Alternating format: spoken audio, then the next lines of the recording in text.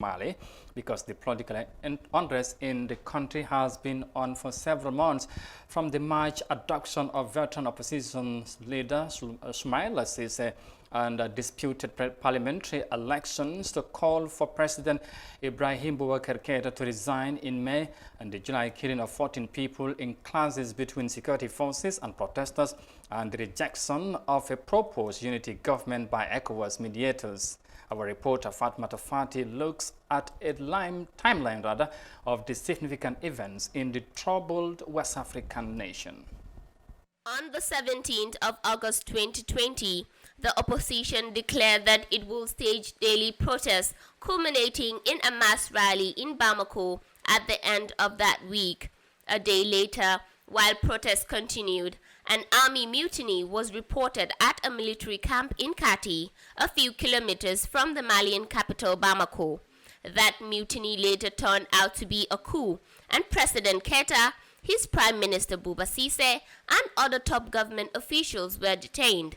International condemnations began to trickle in that day, before and after President Keïta was forced to resign. Pro-coup protests were held as hundreds took to a popular street known as Independence Avenue in Bamako, welcoming the army's decision to oust Keïta and in celebration of their long-time wish for the embattled leader to step down.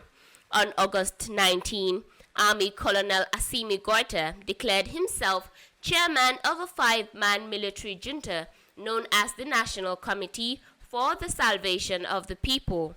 International organizations and countries, fearful of a rise in instability in West Africa, condemned the coup and suggested reinstating Keïta and returning Mali to a civilian rule.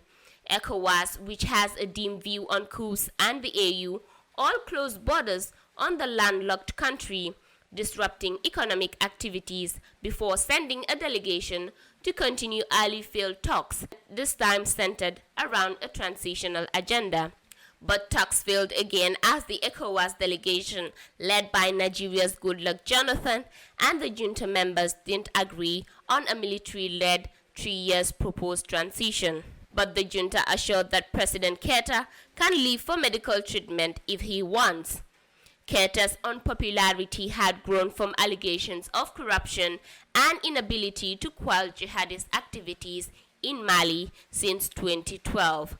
For iAfrica TV News, I am Fatmata Fati. Recent political developments in Mali rounded up there in that report by our very own Fatmata